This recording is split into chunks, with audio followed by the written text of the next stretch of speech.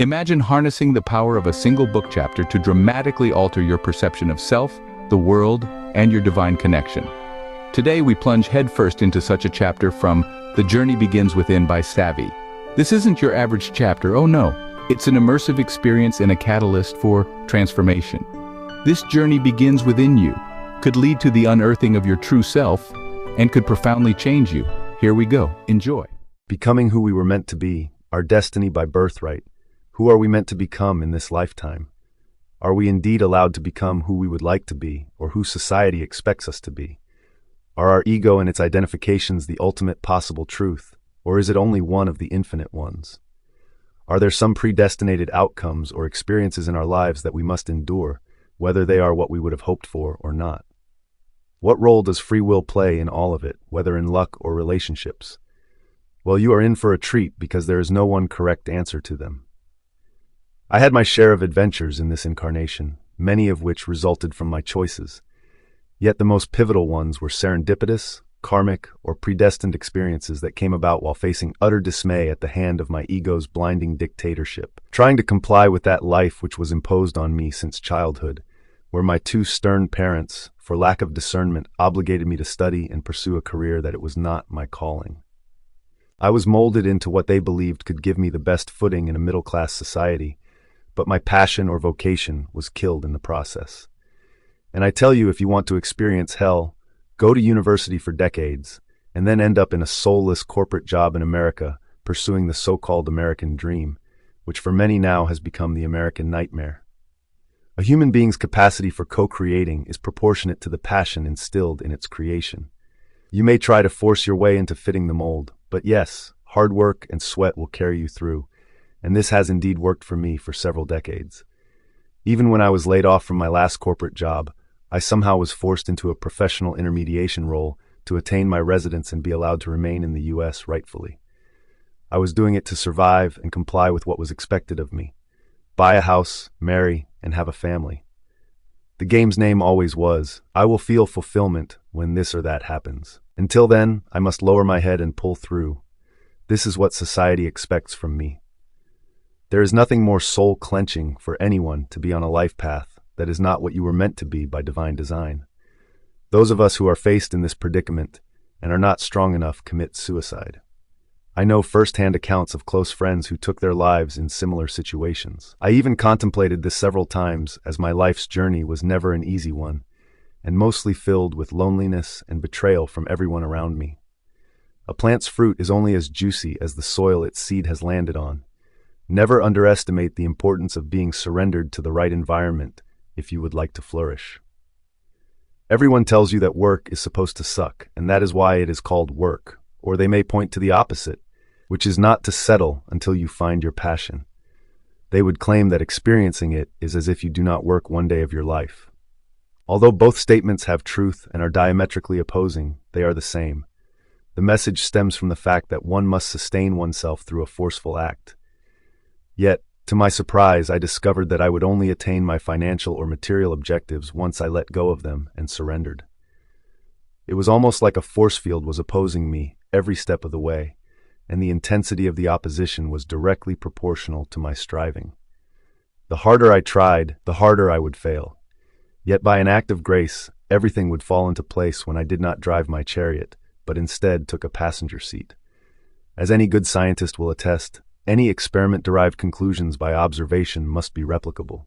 So, throughout my life, every time I reached what seemed to be a dead end, I reminded myself to let go of the reins of my life and take a passenger-observant position, while asking our Heavenly Father and His wisdom to take me to the next level of the game because I was stuck. You probably wonder if this is nonsense and only applies to emotions or spiritual aspects, not the material. The whole of creation proved this assumption wrong.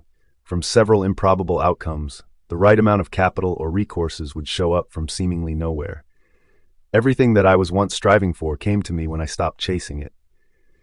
If it was meant for me to experience it, I attracted it like a magnet and not through my ego's whims. So, the question remains, who controls what and why? This curious aspect of creation may or may not apply to others to the degree they are meant to experience it in their life journey, and that which you signed up to experience. Everyone has a soul's plan, a master design we agree to come into our lives and experience. A curriculum of life circumstances that will allow us to attain the wisdom of the experiences that foster our ascension in the spiritual realms. Well, back to the prior point. My true passion differed from what I studied and ended up working on. My true passion was aviation. I did attain my certificates on my own accord and abilities, but I needed more financial support to make it a profession or a business. And my second one, architectural design, yet again, forcefully not allowed to pursue this either. As a professional, I was relegated to interior luxury renovations and luxury single-family development, where my job could have been more creative. Still, I had to police my business partner and employees to prevent them from stealing from me. Finally, when I was on top of a 24-year pilgrimage, a former client, in collusion with another business partner, to which I extended all my resources to create one of my startups, stole everything from investors and me. This was the death blow of all my lifelong professional aspirations. It forced me to finally quit pushing the windmill stone up the mountain and rethink my identity and what I was meant to be. I couldn't continue having a speck of non-integrity in the tapestry of my life if I was to pass to the next level of mastery in the simulation. I had to do a Control-Alt-Del of all the old software still running in the background of my subconscious mind, dictating the image of what success was meant to look like in this socioeconomic construct we all live in and by. Knowing what I know today, I would have never walked the path I had chosen as a potentially viable outcome for my life. When I launched into the world back then, I had something to prove to those who had not seen me for who I was as a child, student, son, etc.